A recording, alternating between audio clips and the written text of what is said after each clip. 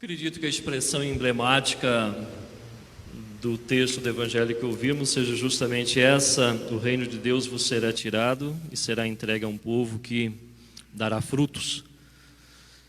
Essa parábola, talvez o núcleo histórico dela, aquele que remonta à própria pregação de Jesus, seja inspirada na própria leitura, a primeira leitura que nós ouvimos, onde Jesus quer comparar o reino de Deus com a vinha, a nova vinha, a vinha que precisa ser cuidada, a vinha que precisa ser, como expressão mesmo, bastante típica e usual na literatura do Antigo e também do Novo Testamento, reaproveitando as pregações do próprio Jesus.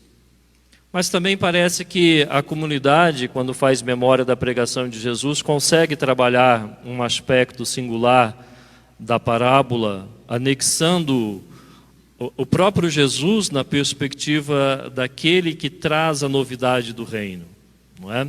E aí o Salmo 118, de onde se tira a expressão da pedra angular, parece ser significativa. A comunidade entende que o que dá sentido à vinha agora é a própria expressão do segmento na compreensão da boa nova que Jesus traz, que Jesus inspira, e na condição de discípulos e discípulas, cada qual terá aí que produzir os seus frutos, não é? Acho que de alguma maneira esses significados são possíveis de tirar da expressão da parábola no seu núcleo histórico e também na sua fase redacional. De qualquer maneira, a gente tem sempre que se perguntar o que significa a vinha, o que é a vinha. E se a simbologia é ampla, hoje eu gostaria de meditar a temática da vinha no sentido daquilo que é a nossa realidade existencial. A vinha é o espaço que eu ocupo, é o lugar que eu habito, é onde eu estou. Então, para mim, de uma maneira muito concreta, a vinha onde eu preciso trabalhar para frutos bons produzir é aqui. Aqui é essa comunidade, aqui é o meu trabalho, não é? Que é mais do que um trabalho, também é uma missão. Ali, aqui, onde estou, no que eu faço, na missão que eu realizo, é o espaço da vinha, que é condividido com vocês, nesta nossa comunidade. A sua vinha é a sua condição de religioso, de votos temporários, de votos perpétuos, que estuda teologia, que se prepara para uma dimensão do ministério, ou que é formador nessa casa, que é professor, ou que hoje habita aqui como um membro da comunidade, descansando ou cuidando-se, não é? Porque já trabalhou bastante e ainda continua trabalhando na vinha do Senhor, talvez de uma forma diferente. Essa é a realidade da vinha, e é aqui, nesse espaço em onde nós estamos, que a gente tem que procurar produzir os frutos bons. Não é saudável imaginar que esse espaço aqui é o espaço onde estamos, mas a vinha na qual vamos trabalhar é aquela que vai surgir depois de uma ordenação, quando for enviado para uma missão. Lá será outro momento da sua vinha, uma outra realidade existencial, num lugar geográfico específico, onde você vai continuar trabalhando na vinha. Mas se não for aqui, você não vai saber o que vai fazer lá também. Porque a vinha te acompanha, porque ela é expressão da realização da sua vocação. Por isso que é importante fazer bem feito e produzir frutos onde a gente está. Nunca deixar para amanhã para produzir frutos. Isso vale para qualquer pessoa que quer seguir Jesus Cristo. A vinha de você que nos acompanha, a sua vinha, não é? É a sua casa, é a sua família, é a sua realidade vivencial, existencial. Não é só o momento da sua pastoral na igreja, não é só o momento da sua ida, não é, para a comunidade, também. Mas a vinha é a expressão do reconhecimento da nossa vocação. E os frutos são cobrados sempre e constantemente. Não dá para dar a desculpa, amanhã eu vou produzir frutos melhores, se não trabalhar com afinco, com dedicação hoje. Porque amanhã é só o dia que virá, e sempre virá o amanhã. O amanhã é sempre expectativa. Existe porque a gente consegue pensar nele, mas só por isso. Porque o que temos que para fazer é hoje. Então, se não fizer hoje, amanhã também não vai fazer. E Francisco de Assis, nesse sentido, acho, não tenho certeza, é a nossa maior inspiração. Ele soube reconhecer o seu lugar, e ali ele se tornou um operário por excelência da vinha do Senhor.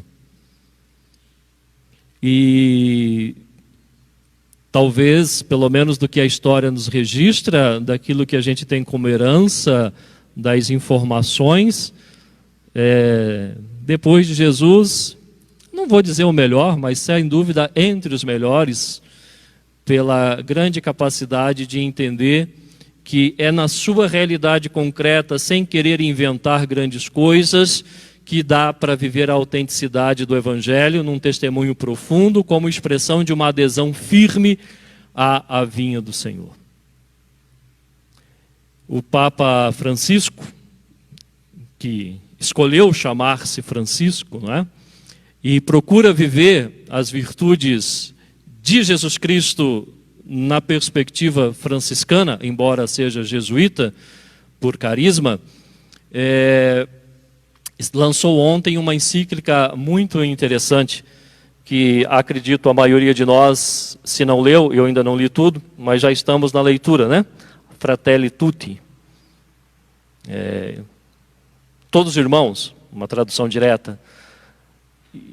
E ele vai colocando ali os elementos fundamentais que ele identifica na personalidade de Francisco, e uma palavra que pelo menos me caiu à vista com uma certa recorrência é a sensibilidade. Talvez essa palavra, pelo menos é o meu parecer, mereça um pouco mais de atenção. É uma palavra carinhosa, é uma palavra simples, mas uma palavra poderosa, essencial para os trabalhadores da vinha do Senhor. Sensibilidade é a capacidade de perceber de uma maneira profunda, embora simples, a realidade que nos envolve. Mas é mais do que perceber analiticamente, é mais do que perceber criticamente, que também são elementos importantes, mas é perceber afetivamente, é perceber se envolvendo, é perceber sentindo. E isso faz toda a diferença para Francisco. Ele não percebia o outro no seu aspecto físico ou na sua condição social, ele percebia o outro na condição de um irmão, mas com uma sensibilidade que lhe dava a capacidade de chamar de irmão no senso mais profundo da palavra, de se envolver mesmo, de estar com. Esse dado da sensibilidade tornou Francisco capaz de perceber a verdadeira intensidade da fraternidade, mas ao mesmo tempo sempre ligado, ou numa palavra moderna, que não é do tempo de Francisco, conectado com o todo. Sensível ao irmão, mas sensível à natureza, sensível a tudo. E sempre tendo como horizonte de que Deus é a realidade que perpassa e significa tudo. Então, se ele se sentia criatura de Deus, também eram os seus irmãos, suas irmãs, os animais, as árvores, o sol, a lua, toda a criação, a vida e a morte. Essa sensibilidade é a que o habilita ou o habilitou a tornar-se um operário diferenciado na vinha do Senhor e que de alguma maneira tem que inspirar a cada um de nós que aqui moramos. E também sabemos que Francisco ainda é paradigma para muitas pessoas, não só no âmbito religioso, mas também no próprio âmbito, né, da sociedade, que olha nele e se inspira pela capacidade de ter essa sensibilidade em relação a toda a criação, especialmente às pessoas, o próximo, a quem ele, com muita intensidade, conseguiu chamar de irmãos. se nós queremos ser operários na vinha do Senhor e queremos produzir frutos, porque é preciso produzir frutos, porque a obra do Evangelho vai continuar, e se nós não produzirmos, Deus vai chamar quem produz, porque Ele precisa que essa obra continue, qual seja a comunicação, o anúncio, o testemunho da Boa Nova.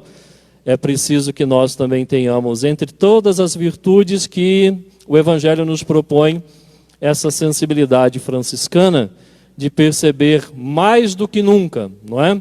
Que somos irmãos, vivemos numa casa comum que necessita sempre e constantemente de um verdadeiro cuidado para que a vida seja promovida em benefício de todos. Só podemos pensar grande porque temos condições de pensar aqui, a nossa realidade.